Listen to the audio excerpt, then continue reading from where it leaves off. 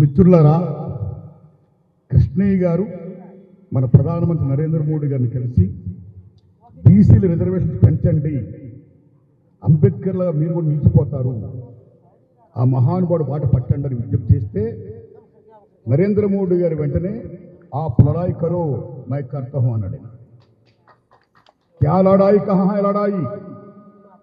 Economically backward అయినటువంటి అగ్రవర్ణాల వారికి వాళ్ళు ఏ ఉద్యమం చేశారని 10% రిజర్వేషన్ పెంచారు, వాళ్ళు ఏ ఆందోళన చేశారని 10% రిజర్వేషన్ పెంచారు, వాళ్ళు ఏ హత్యాలు చేశారని 10% రిజర్వేషన్ ఇచ్చారు, వాళ్ళు ఏం అడగకుండా ఏం ఆందోళన చేయకుండా అగ్రవర్ణాల వారికి మీరు 10% రిజర్వేషన్ ఇచ్చినప్పుడు న్యాయబద్ధంగా ఏ బీసీలు అయితే ఉన్నారో 58% పైగా ఏ బీసీలు అయితే ఉన్నారో ఏ బీసీలు అయితే తమ సమస్తాన్ని కూడా ఈ సమాజం కోసం దేశం కోసం ధారపోస్తున్నారో అలాంటి బీసీలకి న్యాయంగా రావాల్సిన హక్కులు మేమెంతో మాకంతోనే ఓటాని ఆ రిజర్వేషన్స్ ని మీరు ఎందుకు అమలు చేయరు? నరేంద్ర మోడీ గారు మీరు అమలు చేయాలి.